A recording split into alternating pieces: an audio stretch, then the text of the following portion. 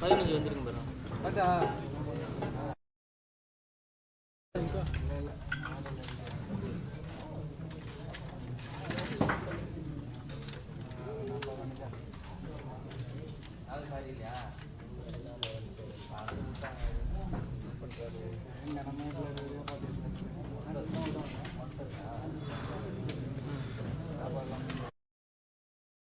வருதுலண்ணா உங்களுக்கு RK press meet போட்டுங்க. Area order பண்ணிடலாம். என்னத்தெல்லாம் கிடையாது, வேறு வடபன் லொக்கேஷன் வடபன்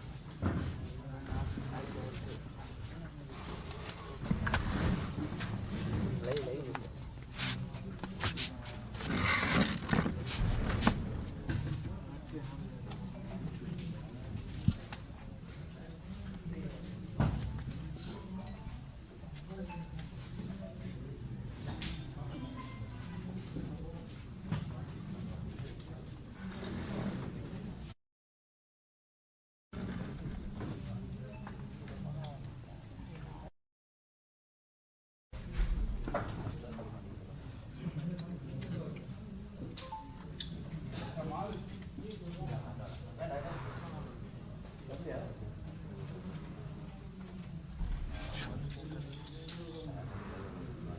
சாமானத்துக்கு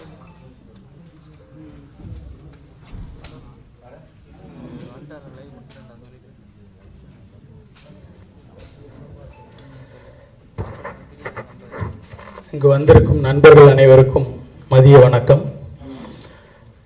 ஆர்கே சார் ஸ்டுடியோவில் முதல் முறையாக ஆர்கே சார் ப்ரெஸ் மீட்டு. ஓரிடம் நில்லாத நதி தான் தொட்டு செல்லும் பாதையெல்லாம் பசுமையை விதைக்கும். பொழியும் வான்துளிகள் யாவருக்காகவும் மலைத்தொகை விரிக்கும். அதுபோல் மாந்தர்களில் சிலர் தனக்காக மட்டும் இல்லாமல் தன்னை சுற்றி இருப்பவர்களுக்கும் உடன் பயணிப்பவர்களுக்கும் சேர்த்தே வகுத்து கொள்வார்கள். பயனடைதல் தனக்கு என்று மட்டுமே இல்லாமல் 100 குடும்பங்களையும் ஒரு தலைமுறையையும் சேர்த்தே பயனடை செய்தல் தலைமை பண்புமிக்கவர்களின் செயல்.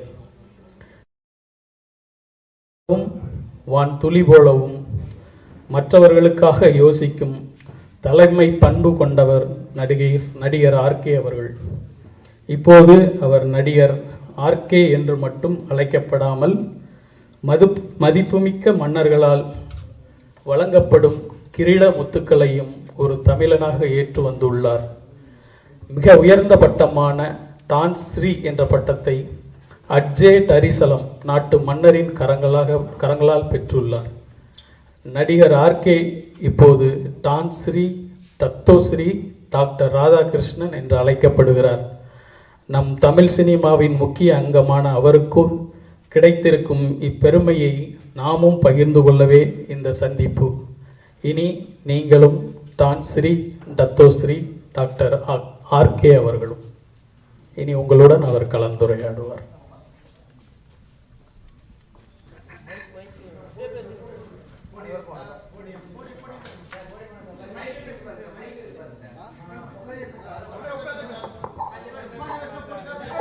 ஹலோ,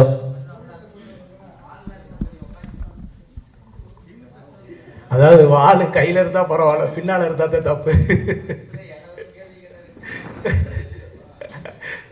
அனைவருக்கும் வணக்கம். அதாவது எப்போவுமே நான் கூப்பிட்டா எல்லாருமே ஓரளவுக்கு ஆதரவு தந்து வர்றதுக்கு உங்களுடைய பொற்பாதங்களை தொட்டு வருக வருகவென வரவேற்கின்றேன். முன்னாலே டத்தோஸ்ரீ வாங்கணும், மலேசியாவிலையும் வாங்கணும், இந்த மன்னர்கிட்டையும் வாங்கணும். அதான் மினிமம் 3-4 இயர்ஸ் கேப் வேணும் அப்படின்ட்டு. எங்கள் அம்மா என்னை படிக்க வைக்கிறதுக்கு ரொம்ப கஷ்டப்பட்டாங்க. என் பிள்ளை படிக்கணும், உலகத்தில் பெரிய ஆளாக வரணும் அப்படின்ட்டு. நல்லா படித்து நிறைய பட்டமெல்லாம் வாங்கணும் அப்படின்னு அடிக்கடி சொல்லிகிட்டே இருப்பாங்க. முதல்ல என்னை பெற்ற தாய்க்கு இந்த தான்சிரி பட்டத்தை என்னை சமர்ப்பிக்கிறேன். என் தாய் அவங்க இப்போ உயிரோடு இல்லை, இருந்தாலும் அவங்க எண்ணத்தை நான் நிறைவேற்றிக்கிட்டு இருக்கேன். அதான் உண்மை. இந்த பட்டம் பொறுத்த வரைக்கும் நிறைய ஒரு 4-5 ப்ராடக்ட் கண்டுபிடிச்சிருக்கோம் இன்னோவேட்டிவாக.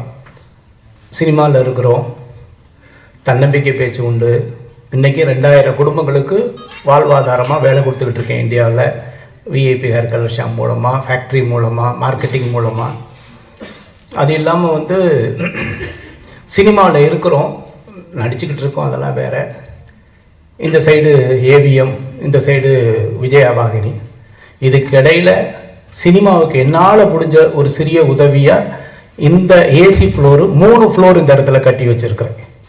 இதுவும் சினிமா தான், சினிமாவுக்கு இன்வெஸ்ட்மெண்ட் தான். சினிமாவில் எத்தனையோ பேர் சம்பாரித்து வெளியே இன்வெஸ்ட் பண்ணிகிட்டு இருக்காங்க. நான் வெளியில் சம்பாரித்து ஒரு சினிமாவுக்கு இன்வெஸ்ட் பண்ணிகிட்டு இருக்கேன். இன்றைக்கி இந்த இடத்துல இருந்த எல்லா ஸ்டுடியோவும் போய் எல்லாமே அப்பார்ட்மெண்ட்டாக மாறி பெட்ரூமாக மாறிடுச்சு.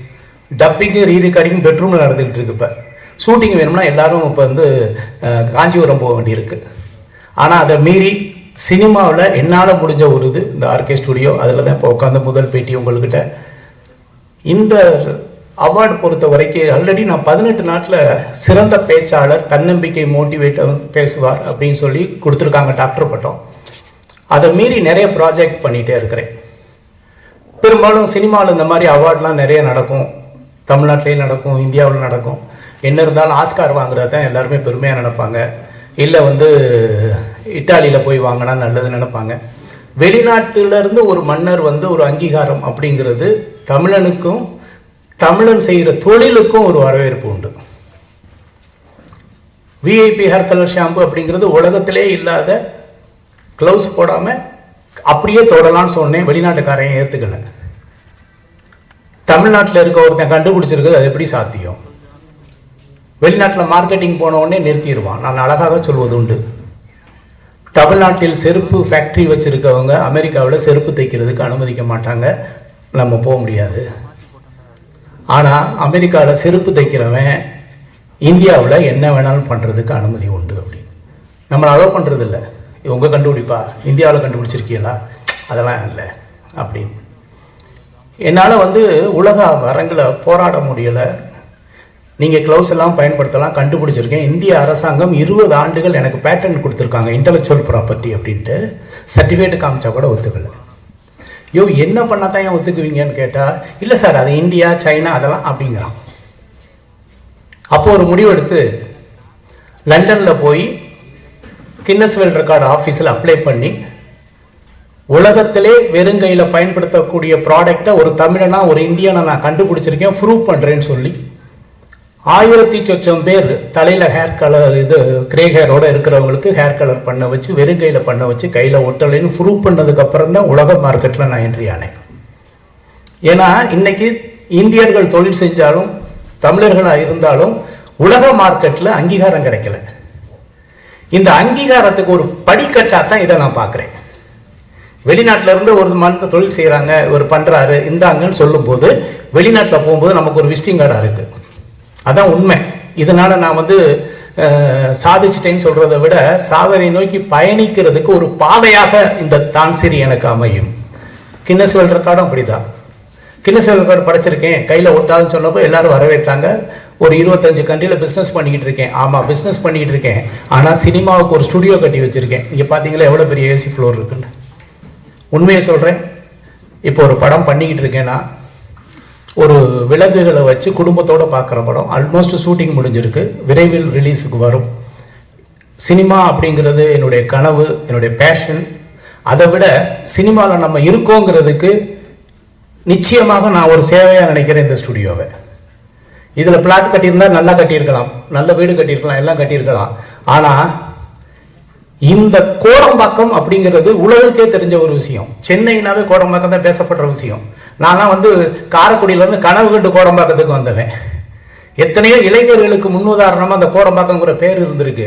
ஆனால் இந்த சினிமாவை கோடம்பாக்கத்தை விட்டு துரத்திட்டாங்க. இப்போ கோடம்பாக்கத்தில் இல்லை சினிமா.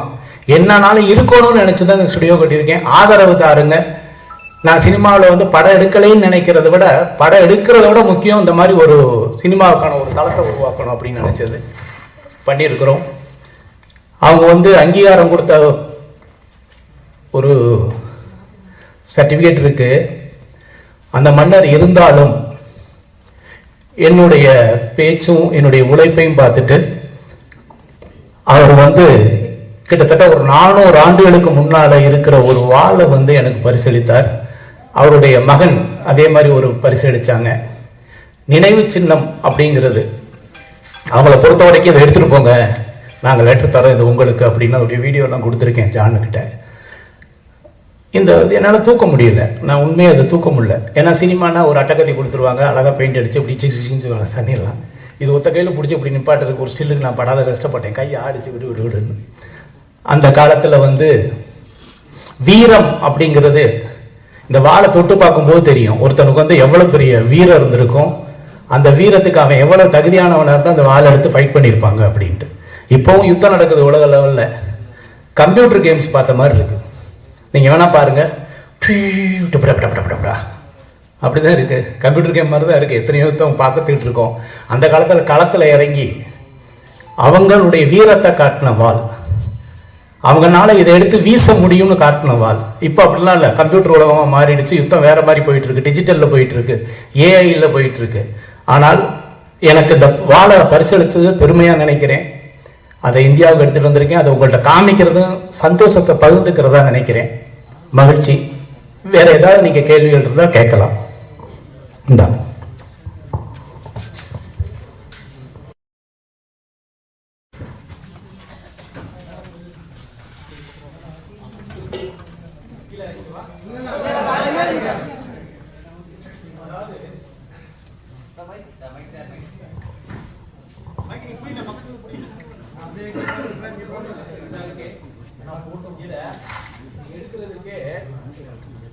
ஒரு ட்ரைனிங் எடுக்க வேண்டியிருக்கு. நான் இதை வந்து ஒரு 50 முறை எடுத்துட்டு தான் எடுக்கிறேன், இல்லைன்னா உள்ளே போடுறதும் கஷ்டம், எடுக்கிறதும் கஷ்டம். இதோடைய வெயிட் அந்த மாதிரி இதில் எழுதியிருக்கிறது பாருங்கள். இதுக்கு மேலே இவன் இதை வந்து ஸ்ட்ராங்கு கொடுத்து எத்தனை ஃபைட் பண்ணியிருப்பாங்க, இது எத்தனை பேர் காவு வாங்கியிருக்கும்லாம் எனக்கு தெரியாது. ஆனால் இப்போ வந்து நினைவு சின்னமாக நம்ம கைக்கு வந்திருக்கும், உங்கள் முன்னால் காமிச்சிட்ருக்கேன். இதை வந்து எப்போவுமே வந்து அவங்க உடைவாள் மாதிரி எப்போவுமே இந்த இருக்க 2 செயின், இந்த செயின் வந்து முன்னாலையும் பின்னாலையும் பெல்ட்டு போட்டால் இது இப்படி இருக்கும். இதை எடுக்கிறதுக்கு 1 செகண்ட் கூட தெரியாத அளவுக்கு எடுப்பாங்க. இந்த இடத்த தவிர வேற எங்கேயும் பிடிக்க முடியாது. இது எடுத்தால் அவ்வளோதான். ஆமாம், இது ஒரிஜினல் வால், சினிமாவில் டூப்ளிகேட் வாலில் ஒரிஜினல் வால் 400-500 ஆண்டுகளுக்கு முன்னால் உள்ளது. இது வந்து அந்த மன்னர் வந்து நினைவு சின்னமாக கொடுத்தாங்க. உங்களுக்கு மேலே காமிக்கிறத பெருமைப்படுறேன். அதே இது வந்து அவருடைய மகன், இது வந்து காங்கோ நாட்டு மன்னர் வந்து ஒரு யுத்தத்துக்கு அப்புறம் அவர் கொடுத்த வால், அவருடைய இளவரசர் அவருடைய மகன் வந்து கொடுத்தாரு நினைவு சின்னமா. இதை என்னுடைய சந்தேகம் என்னன்னா, இதை எப்படி பிடிச்சி இது உரையில் போட்டாங்க, முடிஞ்சிச்சுன்னா ஏதாவது சேர்த்து போட வேணும்ல. நான் இது வரைக்கும் ஒரு ஆளை பிடிச்சி டே போடுறா கொஞ்சம் உள்ள சொல்லுவேன், அப்படி தான் பண்ணியிருக்கேன். கிட்டத்தட்ட ஒரு 6 அடிக்கு கவர் பண்ணணும்னு நினைக்கிறேன் அப்படி பிடிச்சி வீசலாம். ஆமாம், இதெல்லாம் வந்து வீரம். அவங்க எந்த அளவுக்கு ஸ்ட்ராங்காக இருந்திருக்காங்க, உடல் ஆரோக்கியத்தில் இருந்திருக்காங்க, களத்தில் நின்றுருக்காங்க அப்படிங்கிறது இப்போல்லாம் வந்து நினைவு சின்னமாக தான் இருந்துக்கிட்டு இருக்கு. இருந்தாலும் அந்த நினைவு சின்னத்தை உங்கள்கிட்ட காமிக்கிறதுல பெருமைப்படுறேன். மற்றற்ற மகிழ்ச்சி. உங்களுடைய ஆதரவு தொடர்ந்து தாருங்க. சினிமா தொடர்ந்து பண்ணுவேன். அதுக்காக சினிமா என்னுடைய தொழில் கிடையாது, ஒரு பேஷன். எப்பெல்லாம் நேரம் இருக்கோ அப்பெல்லாம் பண்ணுவேன். வேறு ஏதாவது கேள்வி இருந்தால் கேட்கலாம்.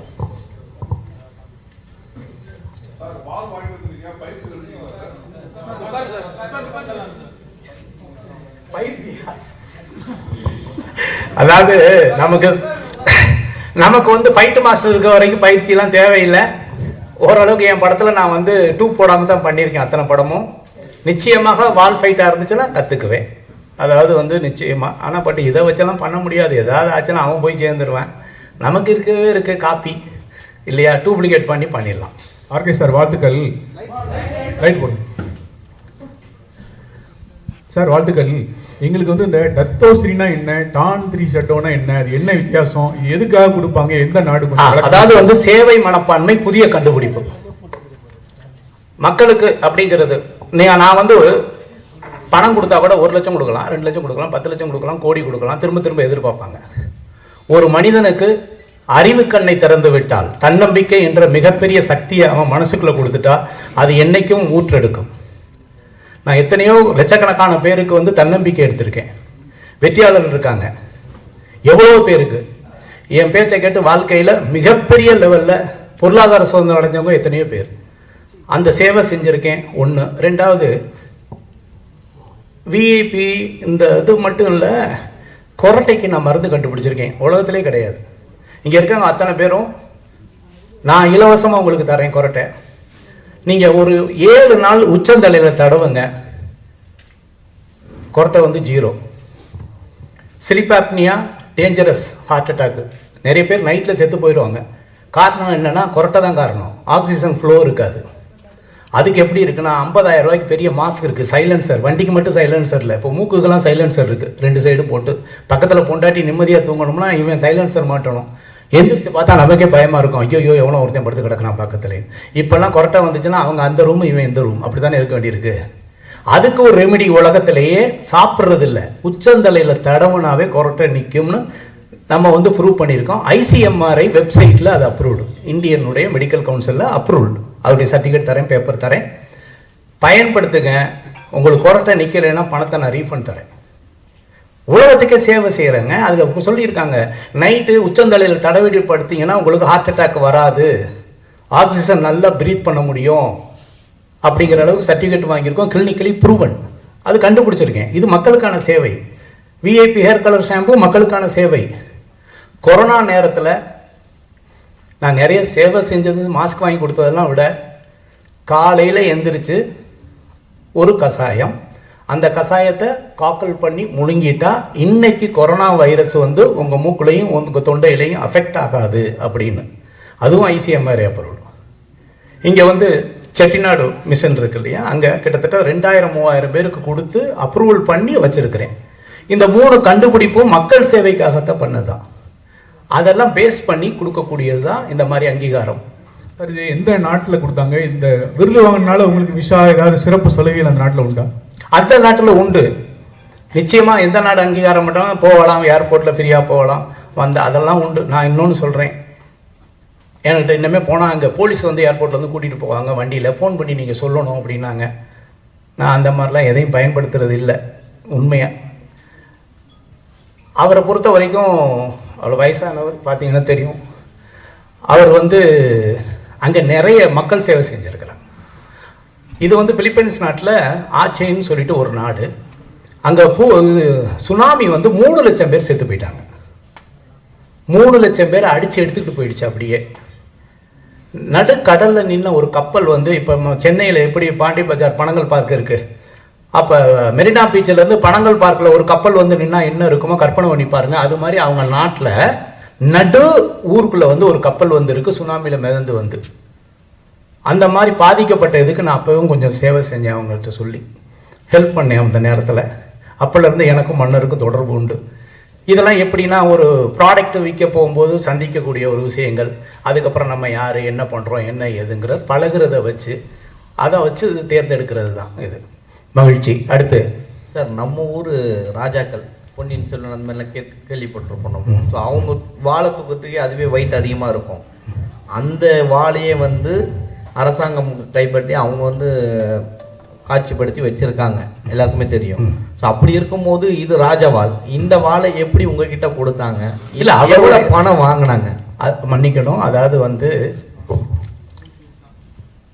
இது வந்து அவருடைய சொந்தம், அவர் வச்சிருக்கிறது. மன்னர்கள் இன்றைக்கி எல்லாமே அவங்க வச்சுருக்காங்க. அவங்க நினச்சா அந்த இந்த இந்த இதை தான் கொடுக்குறாங்க.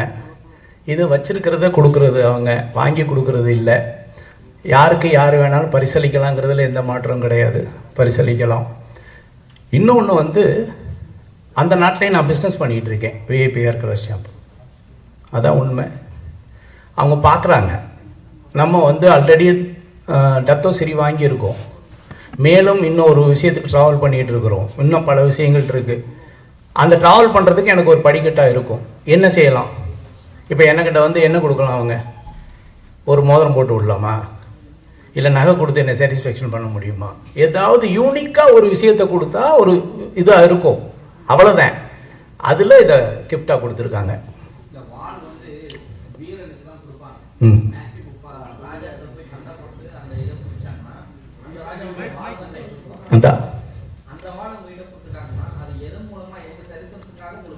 மனிதர்களோட எண்ணத்தை மாற்றி அமைக்கக்கூடிய வீரனாக நான் இருக்கிறேன்.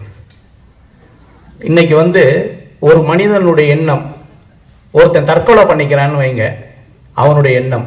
ஒருத்தன் மனித வெடிகுண்டாக மாறுகிறான் என்றால் அது அவனுடைய எண்ணம் கிடையாது, இன்னொருத்தன் மோட்டிவேட் பண்ணுறான். தன்னுடைய இடுப்பிலே தானே ஒரு குண்டை கட்டிட்டு அதை பட்டன் அமைக்கி ஒருத்தன் சாவுடான்னு சொல்லணும்னு ஒருத்தன் மோட்டிவேட் பண்ணுறான்னு வைங்களேன். இந்த ஆயுதத்தை விட வார்த்தை என்ற ஆயுதம் மிகப்பெரியது. உன் உயிரை நீ மாய்த்துக்கொள் என்று அவனையே மனித வெடிகுண்டாக மாற்றக்கூடிய சக்தி நம்முடைய வார்த்தைக்கு இருக்கு, நம்மளுடைய மோட்டிவேஷனுக்கு இருக்கு. இந்த உலகமே அதில் தான் இருக்கு. நீங்கள் எவ்வளோ பேராக இருந்தாலும் சரி, பெரிய படை வச்சிருக்கிறதா இருந்தாலும் சரி, இயக்கமாக இருந்தாலும் சரி, மோர் தென் ஆயுதத்தை விட வார்த்தைக்கு அதிக சக்தி உண்டு. மோட்டிவேட் பண்ணுறாங்க. என் பின்னால் ஒரு கூட்டம் இருக்குது அப்படின்னு சொல்கிறாங்களே, எதை வச்சு சொல்கிறாங்க? அவங்களுடைய வார்த்தையை வச்சு தான், அவங்களுடைய பேச்சை வச்சு தான். என்னை பொறுத்தவரை இந்த ஆயுதத்தை விட உங்களுடைய பேச்சு மிகப்பெரிய ஒரு ஆயுதம். எண்ணத்தை மாற்றிவிடும், வாழ்க்கையை வளமாகவும் மாற்றிவிடும். இல்லை என்றால் தற்கொலை செய்யக்கூட அது தன்னை மாற்றிவிடக்கூடிய சக்தி வாய்ந்தது. வாளுக்கு அது கிடையாது, மனிதனுக்கு அது உண்டு. நீ நினைத்தால் ஒரு மனிதனை மாற்றி விடலாம், வெற்றியாளனாக இல்லை உயிரை மாய்த்துக்கொள் என்று 2 வழிகள் இருக்கிறது. அதனால் பேச்சுக்கு அதிக சக்தி உண்டு. சார் வணக்கம். ஆர்கே சார், வாழ்த்துக்கள் சார். சார் வாழ்த்துக்கள் சார். சார் நீங்கள் கொரட்டைக்கு மருந்து கண்டுபிடிச்சிருக்கேன் அப்படின்னு சொன்னீங்க. அதை உச்சந்தலையில் வச்சா ஹார்ட் அட்டாக் கூட வராது அப்படின்னு சொன்னீங்க. இரவில் தூங்கும் பொழுது ஹார்ட் அட்டாக் வராது. நம்ம நாட்டில் நல்ல விஷயங்களை கண்டுபிடிச்சா அதை அங்கீகரிக்க மாட்டாங்க அப்படின்னு எல்லாருக்குமே தெரியும். அதை வெளிக்கொண்டு வர விட மாட்டாங்க. நீங்கள் கண்டுபிடிச்ச பொருளை வெளிக்கொண்டு வர விட்டாங்களா சார்? கண்டுபிடிச்சிருக்கேன், கிளினிக்கல் ஸ்டடி பண்ணியிருக்கேன். 500 பேரை வச்சு 1 மாதத்துக்கு அவங்கள தூக்க வச்சு ஸ்லிப் ஸ்டடி பண்ணி இன்னைக்கு இவ்வளோ சவுண்ட் இருக்குது, இவ்வளோ ஆக்சிஜன் ஃப்ளோ இருக்குது, இதை பயன்படுத்தினா என்ன இருக்குதுன்னு மார்க்கெட் பண்ணிகிட்டு இருக்கேன்.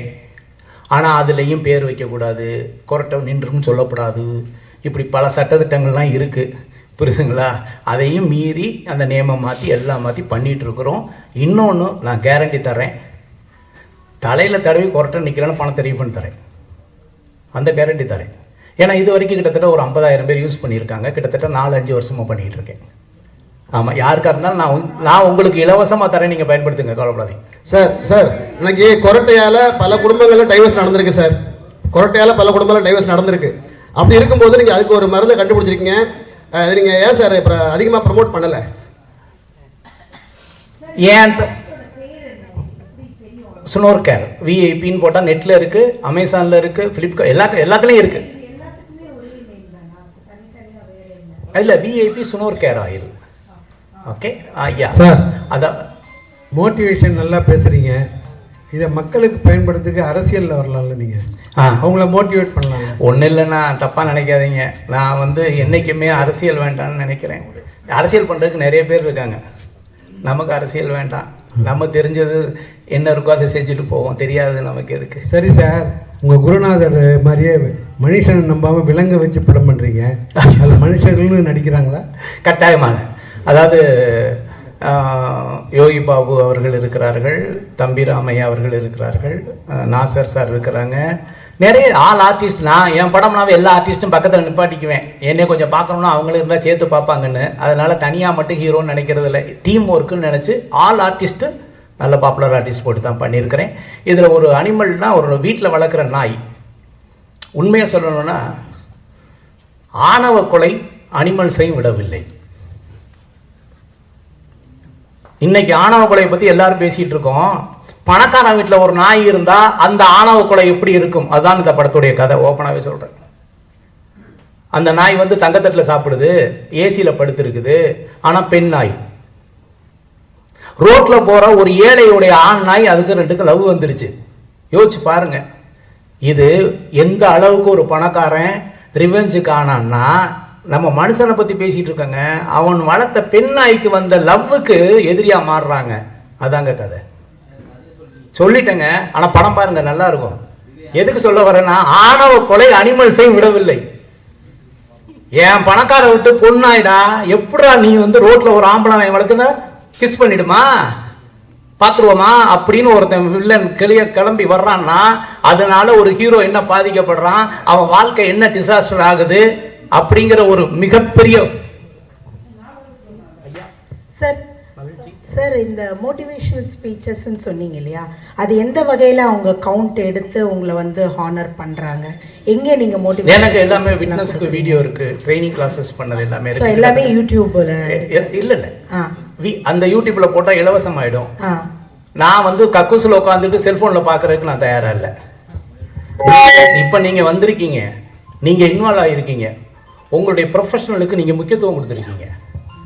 அதையே நான் செல்ஃபோனில் பேசி அப்படி அனுப்பிச்சோன்னா உங்களுக்கு எங்கே இருக்கணும் அங்கே உட்காந்து இது ஆர்கே சாருடைய பேட்டின்னு பார்த்துக்கிட்டு இருப்பாங்க. தன்னம்பிக்கை அப்படி இல்லை. என்னுடைய கண்ணு பேசணும், கை பேசணும், என் உடம்பு பேசணும், அதை இங்கேருந்து உணரணும். அப்போ தான் தன்னம்பிக்கை வரும், இல்லைன்னா வரவே வராது. அதான் முக்கியம். அதனால தயவு செய்து நான் டிஜிட்டலில் மாற்றி விட்டு 2 இன்ச்சில் என்னை சுருக்க தயாராக இல்லை. நான் நடத்துகிற ட்ரைனிங்காக இருந்தால், மோட்டிவேஷன் இருந்ததுன்னா நீங்கள் வரணும், ஃபுல் டே இருந்து தான் பார்க்கணும். ஆமாம், செல்ஃபோனே நாட் அலவுடு. நீங்கள் வாழ்நாள் பூரா செல்ஃபோன் பேசுகிறீங்க, பேசிட்டு போங்க, பரவாயில்ல. இன்றைக்காவது ஒரு 4 மணி நேரம் சொல்கிறத கேளுங்கன்னு சொல்கிறேன். ஒன்றும் இல்லை, ஃப்ளைட்டில் போனோம்னா என்னங்க சொல்கிறாங்க முதல்ல? அப்புறம் சுவிட்ச் ஆஃப். அப்படி இந்த டிஸ்டன்ஸை ட்ராவலில் கடக்கிறதுக்கே சுவிட்ச் ஆஃப் பண்ண சொன்னான்னா, வாழ்க்கையில் பொருளாதார சுதந்திரம் அடைகிறதுக்கு கொஞ்சம் சுவிட்ச் ஆஃப் பண்ணிட்டு காதை கொஞ்சம் திறந்து வைங்கன்னு சொல்கிறோம், வேறு ஒன்றும் இல்லை.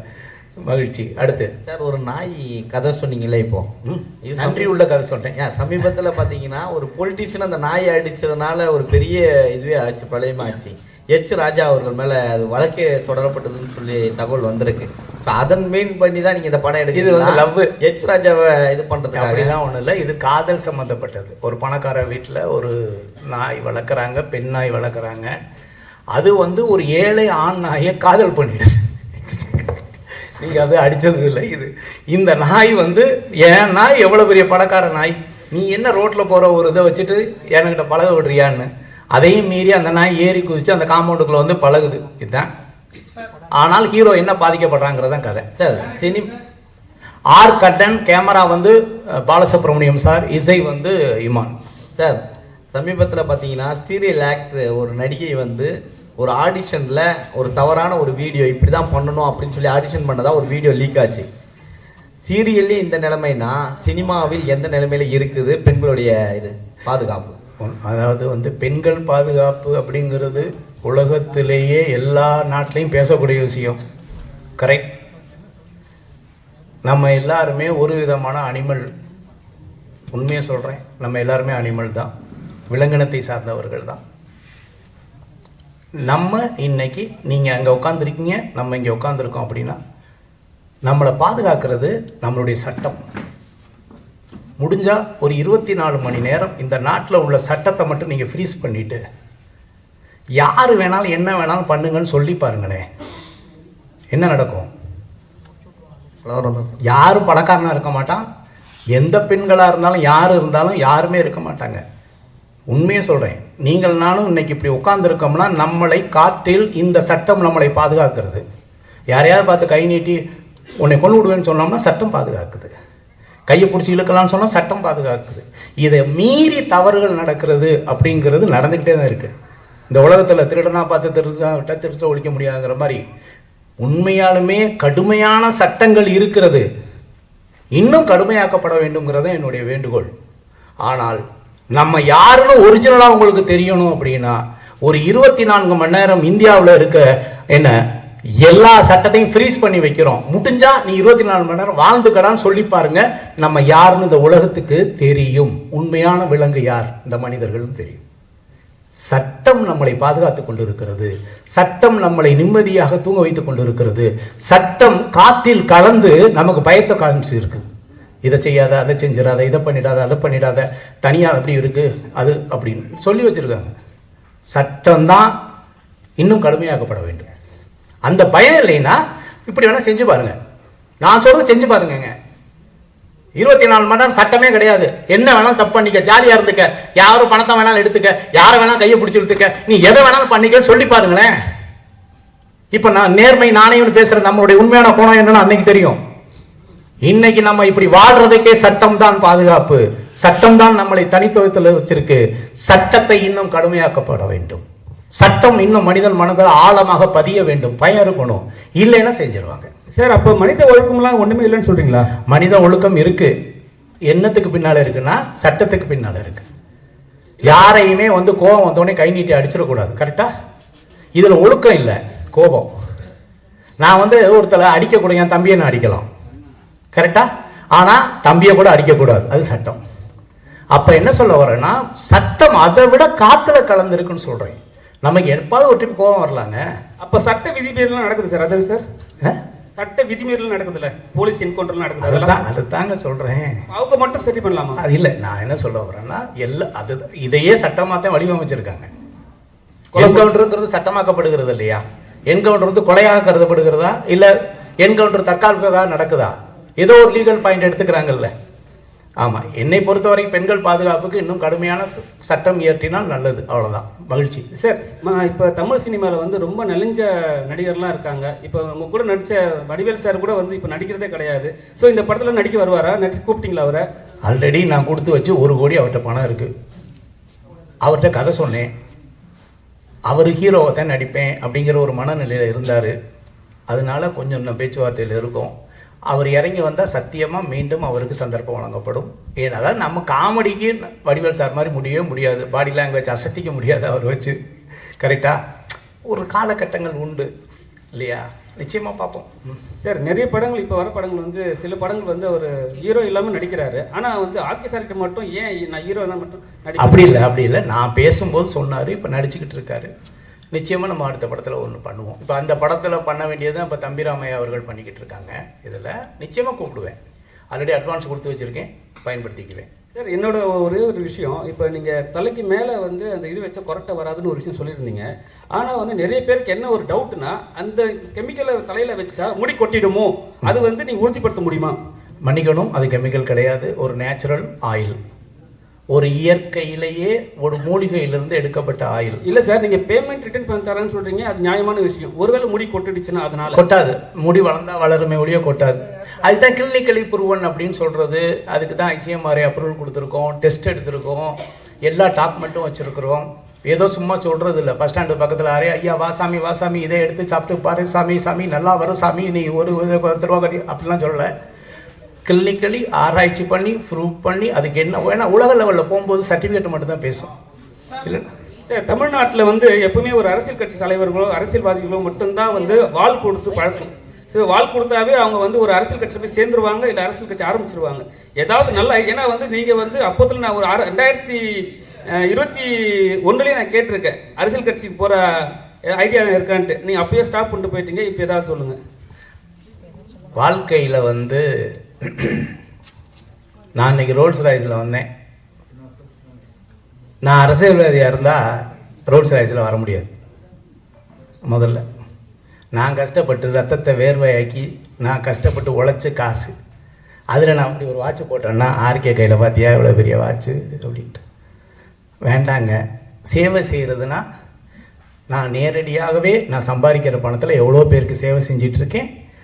அரசியலில் தான் சேவை செய்யணும்னா அரசியல் சேவை செய்ய நிறைய பேர் இருக்காங்க. நான் மக்களுக்கு சேவை செய்யணும்னா நான் சம்பாதிக்கிற பணத்தை நான் நேரடியாகவே மக்களுக்கு செய்கிறதுக்கு தயாராக இருக்கேன். நமக்கு அரசியல் அப்படிங்கிறது ஓட்டு போடுறதோடு என்னுடைய அரசியல் முடிந்தது. நன்றி சார். அப்போ விஜயோட அரசியல் அதே மாதிரி தான் இருக்குமா? விடுங்க, அடுத்து அது அவர்கிட்ட கேட்கணும்.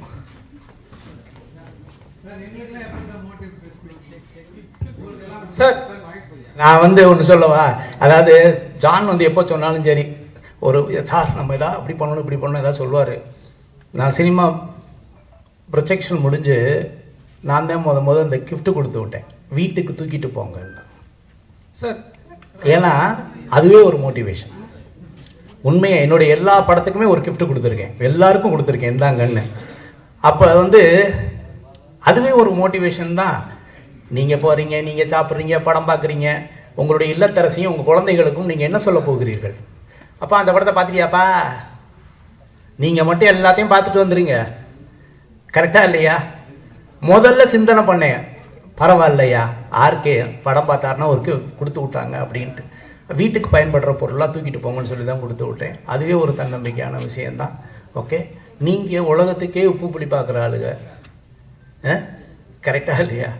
ஆமாம், எல்லாம் நக்கீரர் மாதிரி ஐயா எவ்வளோ தப்பு இருக்கோ அதை மன்னிச்சுட்டு எதை பார்த்து கொடுக்கணுமோ பார்த்து எழுதி கொடுங்கன்னு சொல்ல வேண்டிய நிலைமையில தான் நம்ம இருக்கவே ஒழிய. சொல்லுங்க சார். அப்புறம் சார், இங்கேருந்து படிச்சுட்டு போனால் ஃபாரின் இங்கே சார், இங்கேருந்து படிச்சுட்டு போனால் ஃபாரினில் வந்து வேல்யூ இல்லை அப்படின்ற மாதிரி சொன்னீங்க. படிச்சுட்டு போனா இல்ல. ஓகே, சர்டிபிகேட்டோ இல்ல கண்டுபிடிப்புகளுக்கு. ஓகே, தெளிவாக சொல்லுகிறேன், இந்திய கண்டுபிடிப்புகளுக்கு உலக அரங்கில் இருக்கக்கூடிய மரியாதையை பத்தி பேசுறேன். ஆனா சாஃப்ட்வேர் கம்பெனி அப்படி இல்லை, உழைப்பு சார்ந்தது. உலகத்துல பெரிய பெரிய பதவியில இந்தியன் தான் இருக்கிறாங்க சாஃப்ட்வேர்ல. சார் அதுக்கு என்ன சொல்யூஷன் சார் நீங்க நினைக்கிறீங்க? நிறைய வரணும். இல்ல அங்க இருந்தா நம்ம படிச்சுட்டு இங்கே வரணும்? இல்ல நிறைய வரணும். படிக்கிறதுல கண்டுபிடிப்புகளுக்கு நிறைய வரணும். நிறைய வந்து நம்ம கண்டுபிடிக்கணும். புதிய புதிய கண்டுபிடிப்புகள் இருக்கணும். நிறைய கண்டுபிடிக்கணும். அதை வச்சு தான் நம்ம பொருளாதாரங்களில் நம்ம போக முடியும். நிறைய ஃபேக்ட்ரிகள் வரணும். நிறைய இன்னோவேஷன் இருக்கணும். நல்லா யோசிச்சு பாருங்க, இங்கே இது பின்னால் இருக்க அத்தனை கேமராவும் எந்த நாட்டு இது சார்? செல்போன் யோசிச்சு பாருங்க. 130 கோடி மக்கள் இருக்கிற இந்த இந்தியாவில் உலகத்தரம் வாய்ந்த ஒரு கைபேசியை நம்மளால் தயாரிக்க முடிகிறதா? சாம்சங்கும் ஐபோன் தானே வச்சிருக்கோம். யோசிங்க. அப்புறம் எப்படி நம்ம போய் பெருமையை சொல்ல முடியும்? சைனா ஃபோனை நம்ம வாங்குறோமா? என்ன சொல்கிறோம்? சைனா ஃபோன் சைனா அப்படின்னு கேட்குறோமா இல்லையா? அதே நிலைமை தான் இந்தியாவுக்கு இருக்குது.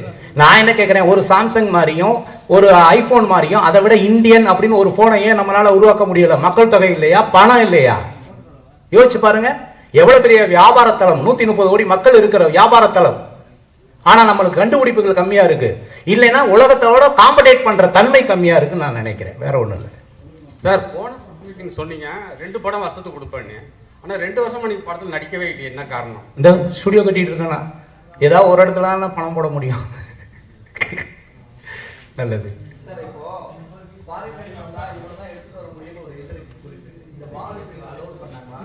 நீங்க வந்து வெளிநாட்டுல இருந்து கத்தி வாங்கின்னு வரலாம். ஏன்னா பெரிய பெரிய கத்திலாம் ஆர்டிஃபிஷியல் கத்திலாம் இருக்குல்ல, பெருசா இருக்கு இல்லையா? தங்கம் தான் எடுத்துட்டு வரக்கூடாது. ஓகே. இல்ல அந்த மன்னர் வந்து அனுபவிச்சது கோல்டு கோட்டர்னு நினைச்சுக்கோங்க. ஓகே. ஆர்கே சார், நீங்க நடிச்சதுல முக்கியமான படம் வந்து எல்லாம் அவன் செய்யும். அதுல வண்டுமுருகன் வந்து கலக்கிருப்பாரு. இப்ப வடிவேலுக்கு 1 கோடி ரூபாய் அட்வான்ஸ் கொடுத்துருக்குன்னு சொன்னீங்க. வண்டுமுருகன் திருப்பி வருவாரா? சாஜி கட்டாயம் என் படத்தில் நடிப்பார். அதுலாம் ஒன்றும் மாற்றம் இல்லை. அந்த கதையில் அவருக்கு மாற்று கருத்து இருந்திருக்கலாம். அவருக்கு ஏற்ற ஒத்த கருத்தாக இருந்தால் நிச்சயமாக அவர் நடிப்பதற்கு தயாராக இருப்பார். நெருங்கிய கூட அந்த 1 கோடி ரூபாய்க்கு எப்படி சார் மனசு வந்தது? இவ்வளவு நாள் அப்படியே வச்சிருக்காரு அவர். அப்படியெல்லாம் ஒன்றும் இல்லை. அந்த படம் பேசி ஷூட்டிங் போகிற நிலைமையில இருந்தது. அது டைரக்டருக்கும் அவருக்கும் உள்ள ஒரு சின்ன இஷ்யூனால அவர் சரி சார். இன்னைக்கு இருக்கிற சுச்சுவேஷனில் நார்மல் பர்சனே ப்ரொமோஷனுக்கு அதிகமாக பண்ணுறாங்க. அப்படி அதுக்கு அடுத்தது பார்த்தீங்கன்னா அரசியலுக்கு போயிடுறாங்க. இன்னைக்கு 2 அரசியல் ஆயிடுச்சு. இங்கே சினிமா துறையிலிருந்து பெரிய அளவுக்கு ஜாம்பான் ஒருத்தர் போயிருக்காரு. எல்லாருமே கூப்பிடக்கூடியவர் விஜய் அவர்கள். ஸோ சினிமா துறையை சார்ந்து நீங்களும் இருக்கிறீங்க, சினிமா துறையிலும் வந்துட்டு இருக்கீங்க. ஸோ நீங்கள் அவருக்கு சப்போர்ட் பண்ணுவீங்களா, இல்லை அரசியல் புரிதல் இல்லை அப்படின்னு ஒதுக்கிடுவீங்களா? சீரியஸாக சொல்கிறேன் வரேன். எம்ஜிஆர் வந்து சினிமாவிலேருந்து வரலையா? யார் வரல? எல்லாரும் தான் வந்திருக்காங்க. என்னை பொறுத்தவரை வந்து நான் இது அரசியல் மேடையாக கருதவில்லை. அவ்வளோதான். சப்போர்ட் பண்ணலை அப்படி நினைக்கல. அதாவது வந்து வளர்ந்து வர்ற எல்லாருக்குமே யாராக இருந்தாலும் சரி, அவங்க கடமையை செய்ய போகிறாங்க, அவங்க கருத்தை சொல்ல போகிறாங்க, மக்கள் ஏற்றுக்க போகிறாங்க. இப்போ நான் அரசியலுக்கு வரேன்னு என்கிட்ட கேட்டால் பரவாயில்ல. என்ன, நான் அரசியல் சார்ந்து ஓட்டு போடுறதோடு நிறுத்திக்கிட்டு இருக்கேங்கிறதே சொல்லியிருக்கிறேன். எல்லாரும் வரணும், எல்லாரும் மக்களுக்கு சேவை செய்யணும், எல்லாருமே களத்தில் இறங்குறது நிச்சயமாக நாகரிகமான செயல். அதில் மாற்றமே கிடையாது. அனைவரையுமே வரவேற்போம். யார் அரசியலுக்கு வந்தாலும் சரி, அது சீமானாக இருந்தாலும் சரி, விஜயா இருந்தாலும் சரி, இன்னும் யார் வந்தாலும் சரி, வரவேற்போம். வாழ்க வளமுடன். இது எல்லாம் அவன் செய்யலாம் இல்லை ஆர்கே செய்யலாம்? அதாவது அவனின்றி அணுவும் அசையாது, அவ்வளோதான். ஆமாம். அதனால்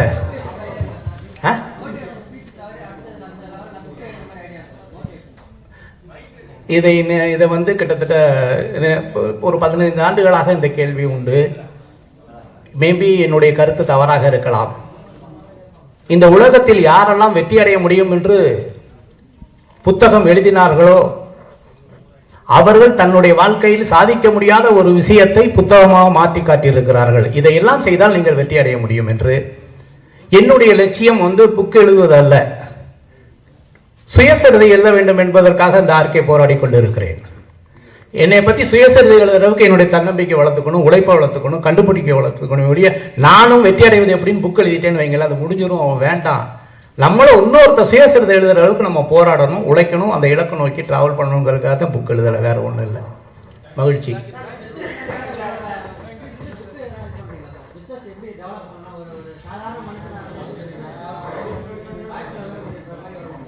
தொழில் வந்து எல்லாருமே வந்து சீக்ரெட் அப்படின்னா நம்ம காப்பி பண்ணிடலாம். தொழிலில் வெற்றி அடைகிறது வந்து சீக்ரெட் கிடையாது, மேஜிக். நகைக்கடை எடுத்துக்கோங்க, எல்லாமே 916 KTM தானே. ஒரு நகைக்கடையில் 2000-3000 பேர் உள்ளே நிற்கிறான், பக்கத்தில் உள்ள நகைக்கடையில் 4 பேர் உள்ளே போகல. நகை தானேங்க, நகை தானே. சீக்ரெட்டாக இருந்தால் நானே பிரிண்ட் அவுட் எடுத்து உங்களுக்கு கொடுத்துருவேனே, இந்த சீக்ரெட்டை பயன்படுத்துக்கன்னு சொல்லிட்டு. மேஜிக் ஆஃப் சக்ஸஸ்னு ஒன்று இருக்குது. இந்த தொழிலில் வெற்றியாளர்கள் வந்து மேஜிக் ஆஃப் சக்ஸஸ் தான் பண்ணுறாங்க. ஒரு மியூசிஷியன் மாதிரி தான் இருக்குது. நம்ம கண்ணு முன்னால் ஒரு துப்பாக்கி எடுத்து முன்னால் ஒரு கண்ணாடி வச்சு இவன் கண்ணில் சுடுறான், கண்ணாடி உடச்சிக்கிட்டு போது வாயிலிருந்து நீங்கள் சைன் பண்ண புல்லட் எடுத்து காமிக்கிறான். நம்மளாம் என்னடா, கழுத்தை வெட்டி அங்கே வைக்கிறான், அந்த டேபிளில் வச்சு அங்கே கொண்டு போய் வைக்கிறான். நமக்கு முன்னால் கத்தி எடுத்து சொருகிறான், வெளியில் வர்றாங்க. ஆனால் நம்ம ஏற்றுக்கொள்கிற அளவுக்கு அந்த பர்ஃபார்மன்ஸ் இருக்கா இல்லையா, டீம் ஒர்க் இருக்கா இல்லையா. ஒரு பொண்ணை பார்த்து எப்படினோடனே அப்படிங்கிறான், கத்தி எடுத்து சொல்கிற அப்படியே இருக்கிறான், கடைசியில் உயிரோடு சிரிச்சுட்டு வந்துடுறாள் இல்லையா. சீக்ரெட்டாக இருந்தால் எப்படி இருக்கும், இல்லை மேஜிக்காக இருந்தால் எப்படி இருக்கும். சீக்ரெட்டாக இருந்தால் அங்கே ரிவீல் பண்ணால் ஏதாவது இருக்குமா, ஒன்றுமே இருக்காது. இந்த உலகத்தில் வெற்றியாளர்கள்லாம் மேஜிக் பண்ணுறாங்க, அது எப்படின்னு தெரியலை. இன்றைக்கி நகைக்கடை எடுத்துங்க, துணிக்கடை எடுத்துங்க. துணிக்கடை எல்லாருமே துணிக்கடை தானேங்க. அவங்க ஒன்றும் எல்லாமே வந்து தறியில் நெஞ்சு மிஷினில் கொண்டாடலைங்க, லேபிள் மட்டும் தானே பண்ணுறாங்க. நகையும் அப்படி தானே, நகையை நான் சொந்த வீட்டில் இருந்து எடுத்துகிட்டு வர்றதில்லை, ஒரு மெட்டல் தானே. ஆனால் அந்த நகைக்கடையில் 5000-10,000 பேர் உள்ளே போகிறாங்களே, ஒரு நகைக்கடையில் உள்ள செயின் வாங்குற கூட சார் வாங்க சார், சார் வாங்க சார் அப்படின்னு கூப்பிடுறாங்கல்ல. அப்போ நகைக்கடைனா எல்லாமே தான் போகணும். மேஜிக் ஆஃப் சக்ஸஸ் தான் வேர்ல்டில் பெரிய சக்ஸஸ். என்னுடைய பார்வையில் நான் பார்த்ததில் ஒரு தொழில் வெற்றி அடையுது அப்படின்னா அவனுக்குள்ளே ஏதோ ஒரு மேஜிக் இருக்குது. அந்த மேஜிக்கை மட்டும் கண்டுபிடிச்சிட்டோம்னு வைங்களேன், அது பெரிய சாதனை. சீக்ரெட் ஆஃப் சக்ஸஸ் கிடையாது. சீக்ரெட்டாக இருந்தால் சொல்லி கொடுத்துடலாம். முடிச்சுக்கலாமா, நம்ம முடிச்சுக்கலாமா? சரி, இன்னொரு நல்ல சந்தர்ப்பத்தில் திரும்ப சந்திப்போம். நல்லது. அனைவருக்கும் நன்றி. மதிய விருந்து ஏற்பாடு செய்யப்பட்டிருக்கிறது. தயவு செய்து அனைவரும் அறிந்து விட்டு செல்லும்படி கேட்டுக்கொள்கிறேன். நன்றி நன்றி நன்றி.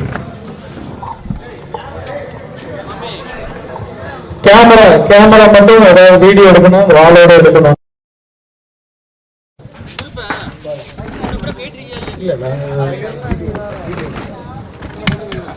முன்னாடி வந்துடுறீங்களா, முன்னாடி வந்துடுறீங்களா?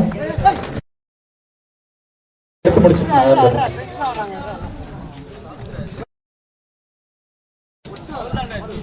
நான் எடுத்துட்டா கொஞ்சம் நகர்ந்துருங்க ப்ளீஸ்.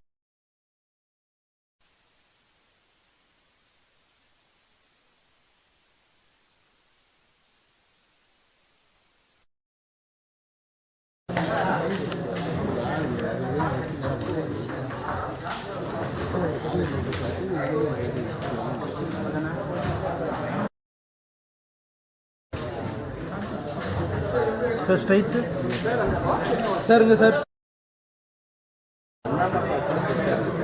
சாருங்க பாருங்க சார்.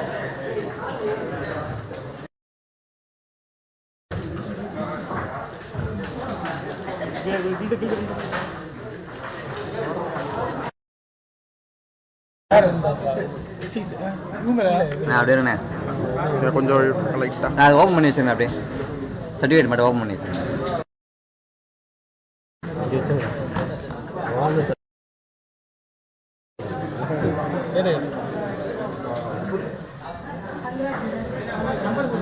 மூர்த்தி என்ன, மூர்த்தி என்ன, மூர்த்தி என்ன